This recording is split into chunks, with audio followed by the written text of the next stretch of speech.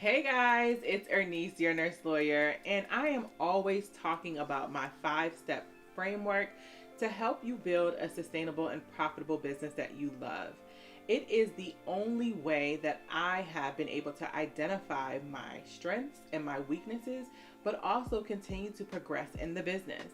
And I teach this to my clients and to others because it is a surefire way for you to be able to identify how you can build, scale, and grow an amazing business that you love.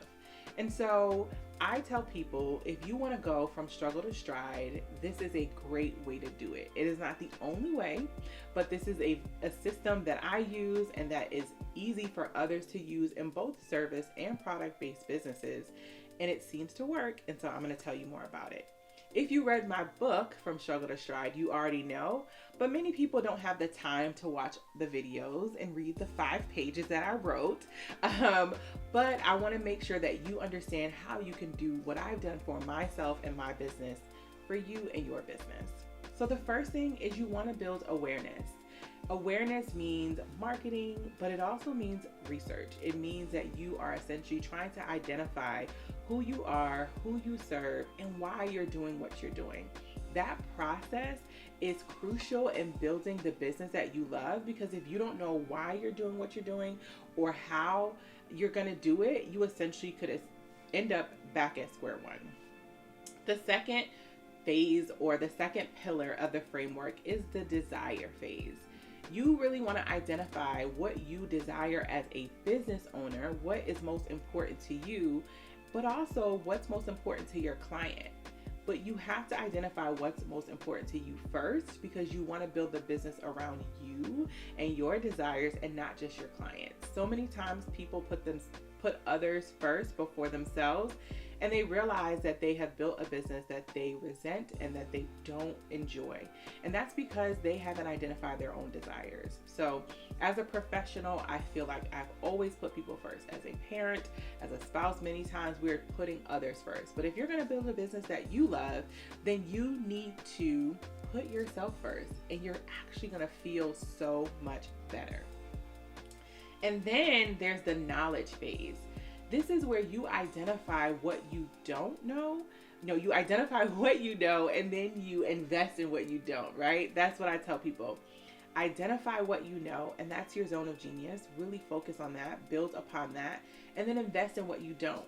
One of the things I had to invest in early was accounting. That is not my thing.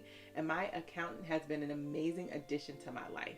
I don't understand how to build websites. And instead of me learning how to build a website while also trying to build a business, I hired someone, and that was super effective. And so I want you to understand that you don't have to do it all. You don't have to know it all, but you need to know what you know, and you need to know what you don't know.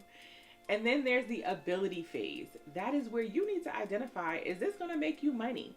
Many of y'all skip that phase. Y'all are running businesses. You don't know how much money you're making. You don't know how much money you're spending. And you're essentially just figuring it out along the way, month by month, week by week, and sometimes day by day. And that is not effective. That is not sustainable. And that definitely isn't going to lead to profitability. And so I want you to be able to understand how you identify your ability to make money. If you're a healthcare business owner, I suggest to people to figure out how you can make your first $5,000. If it's going to take you 100 people to make $5,000 and you're a service-based business, that's not sustainable. But I help you identify ways in which you can package your services, package your products, package services and products together so that you can reach that number without burning yourself out. That phase cannot be skipped. If you can't make money, it doesn't make sense. You're not running a business. This is essentially an expensive hobby. And we don't have hobbies over here that are going to cost us all of our money and never generate any revenue. And this is how you get to the final phase, and that's the reinforcement phase. Systems, automation, and workflow. You have to make sure that you can build and scale, but that's only once you have effective systems. You want to automate what you can, and you want to make sure that as you bring people onto your team, they can understand your workflows. And so much of what we do on the back end is painful. It takes a lot of time. People do not enjoy it. But when it's set up, it's it's set up correctly, you really take off. And so I want to continue to help you build a sustainable and profitable business. You can read my ebook to learn more about how I built an amazing 6-figure business while working as a travel nurse through the pandemic. And you can experience some of my other trainings and education here on my YouTube page. Additionally, I want you to understand that you don't have to do this alone.